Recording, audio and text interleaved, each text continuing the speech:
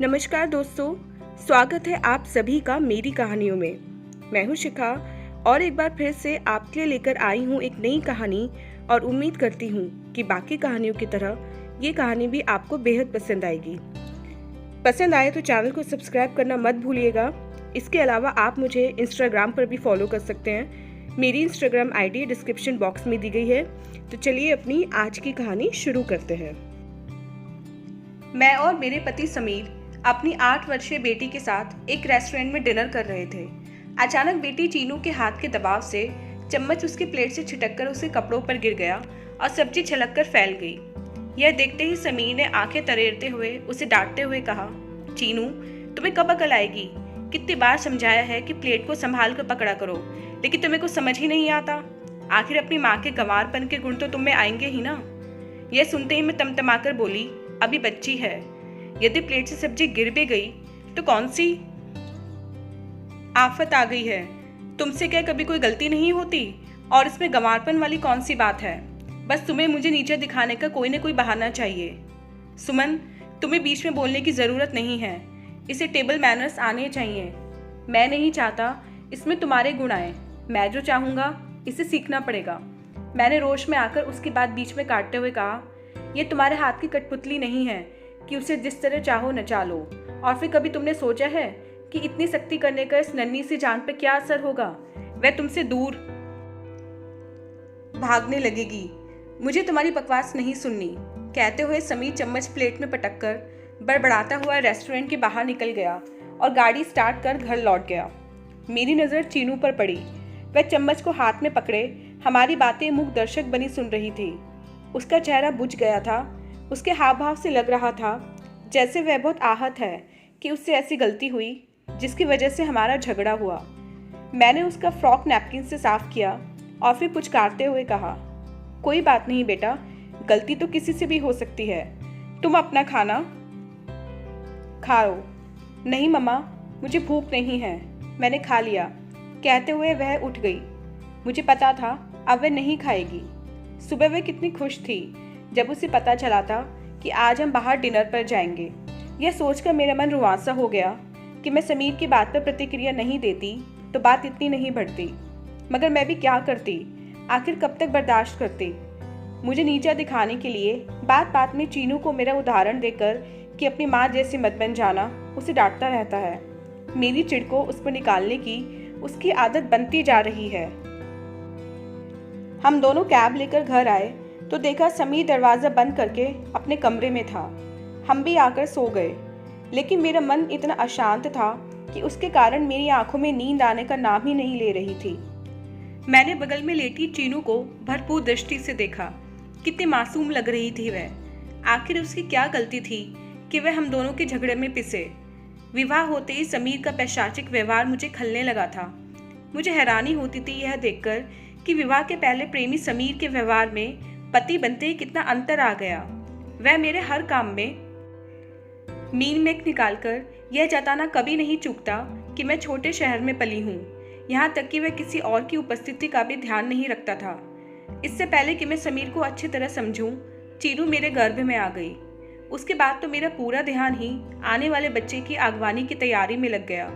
मैंने सोचा कि बच्चा होने के बाद शायद उसका व्यवहार बदल जाएगा। मैं उसके पालन पोषण में इतनी व्यस्त हो गई कि अपने मान अपान पर ध्यान देने का मुझे वक्त ही नहीं मिला। वैसे चीनू की भौतिक सुख सुविधा में वे कभी कोई कमी नहीं छोड़ता था। वक्त मुट्ठी में रेत की तरह फिसलता गया और चीनू 3 साल की हो गई। इन सालों में मेरे प्रति समीर के व्यवहार में रत्ती भर परिवर्तन नहीं आया।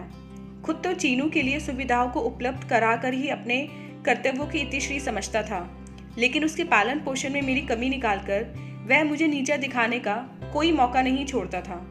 धीरे धीरे वह इसके लिए चीनू को अपना हथियार बनाने लगा कि वह भी मेरी आदतें सीख रही है, जो कि मेरे लिए असहनीय होने लगा था। इस प्रकार का वाद विवाद रोज का हिस्सा बन गया था और बढ़ता ही जा रहा था। मैं नहीं चाहती थी कि वह हमारे झगड़े के दलदल में चीनू को भी घसीटे। चीनू तो सहमी हुई मूक दर्शक बनी रहती थी और आज तो हद हो गई थी। वास्तविकता तो यह है कि समीर को इस बात का बड़ा घमंड है कि वह इतना कमाता है और उसने सारी सुख सुविधाएं हमें दे रखी हैं और वह पैसे से सारे रिश्ते खरीद सकता है। मैं सोच में पड़ गई कि स्त्री को हर अवस्था में पुरुष का सुरक्षा कवच चाहिए होता है, फिर चाहे वह सुरक्षा कवच स्त्री के लिए सोने के पिंजरे में कैद होने के समान ही क्यों न हो। इस कैद में रहकर स्त्री बाहरी दुनिया से तो सुरक्षित हो जाती है, लेकिन इसके अंदर की यातनाएं भी कम नहीं होती।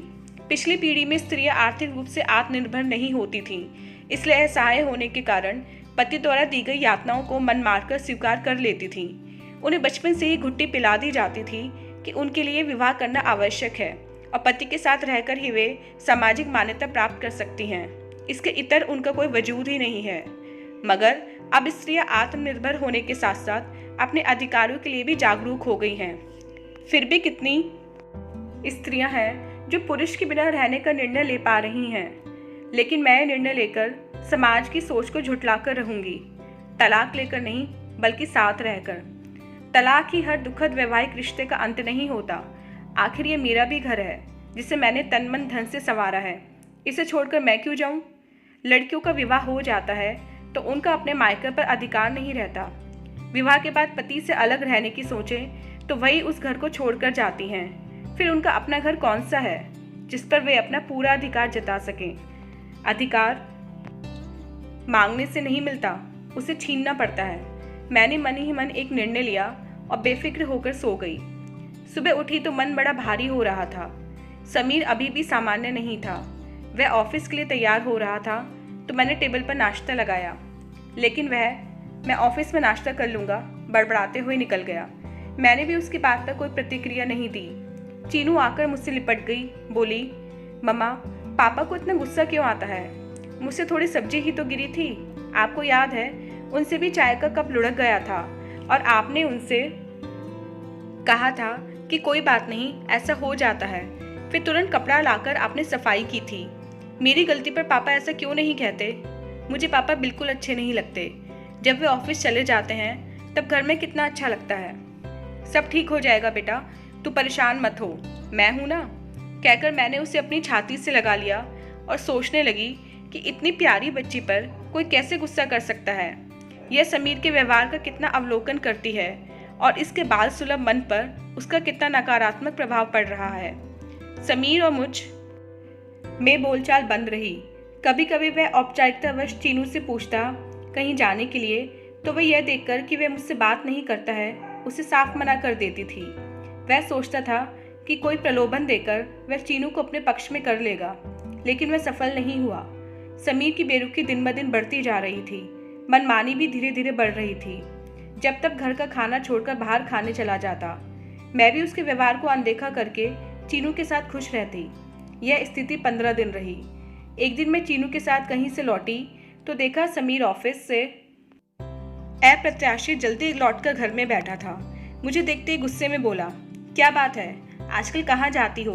बताने की जरूरत भी नहीं समझी जाती। उसकी बात बीच में काटकर मैं बोली, तुम बताते हो कि तुम कहाँ जाते हो? मेरी बात और है। क्यों? तुम्हें गुलछर्रे उड़ाने की इजाज़त है क्योंकि तुम पुरुष हो, मुझे नहीं। क्योंकि? लेकिन तुम्हें तकलीफ क्या है? तुम्हें किस चीज़ की कमी है? हर सुख घर में मौजूद है, पैसे की कोई कमी नहीं, जो चाहे कर सकती हो। गुलछर्रे उड़ाने वाली बात सुनकर मैं थोड़ा संयत होकर मेरी बात को बीच में ही रोककर बोला, क्योंकि उसके और उसकी कुलीग सुमन के विवाहेतर संबंध से मैं अनभिज्ञ नहीं थी। तुम्हें क्या लगता है, इन भौतिक सुखों के लिए ही स्त्री अपने पूर्व रिश्तों को विवाह की सप्तशती लेते समय ही हवन कुंड में झोंक देती है और बदले में पुरुष उसके शरीर पर अपना प्रभुत्व समझकर जब चाहे नोच खसोट कर अपनी मर्दानगी दिखाता है। स्त्री भी हाड़ मांस की बनी होती है, उसके पास भी दिल होता है, उसका भी स्वाभिमान होता है। वह अपने पति से आर्थिक सुरक्षा के साथ साथ मानसिक और सामाजिक सुरक्षा की भी अपेक्षा करती है। तुम्हारे घर वाले तुम्हारे सामने मुझे कितना भी नीचा दिखा लें, लेकिन तुम्हारी कोई प्रतिक्रिया नहीं होती। तुम मूक दर्शक बने खड़े रहते हो, स्वयं हर समय मुझे नीचा दिखाकर मेरे मन को कितना आहत करते हो, यह कभी सोचा है? ठीक है, यदि तुम यहाँ खुश नहीं हो तो अपने मायके जाकर रहो, लेकिन चीनू तुम्हारे साथ नहीं जाएगी। वह मेरी बेटी है, उसकी परवरिश में मैं कोई कमी नहीं रहने देना चाहता। मैं उसका पालन पोषण अपने तरीके से करूँगा। मैं नहीं चाहता कि वह तुम्हारे साथ रहकर तुम्हारे स्तर की बने। समीर के पास जवाब देने को कुछ नहीं बचा था, इसलिए अधिकतर पुरुषों द्वारा प्रयोग किया जाने वाला अंतिम वार करते हुए चिल्लाकर बोला, चिल्लाओ मत। सिर्फ पैदा करने से ही तुम चीनों के बाप बनने के अधिकारी नहीं हो सकते। वह तुम्हारे व्यवहार से आहत होती है।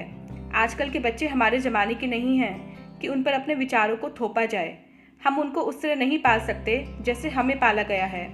इनके पैदा होने तक समय बहुत बदल गया है। मैं उसे तुम्हारे शास्त्रात्मक तरीके की परवरिश के दलदल में नहीं धंसने दूंगी। मैं उसके लिए वह सब करूंगी जिससे कि वह अपने निर्णय स्वयं ले सके। और मैं तुम्हारी पत्नी हूँ, तुम्हारी संपत्ति नहीं। यह घर मेरा भी है। जाना है तो तुम जाओ, मैं क्यों जाऊँ? इस घर पर जितना तुम्हारा अधिकार है उतना ही मेरा भी है। समाज के सामने मुझसे विवाह किया है, तुम्हारी रखैल नहीं हूँ। जमाना बदल गया, लेकिन तुम पुरुषों की स्त्रियों के प्रति सोच नहीं बदली। सारी वर्जनाएं, सारे कर्तव्य स्त्रियों के लिए ही क्यों?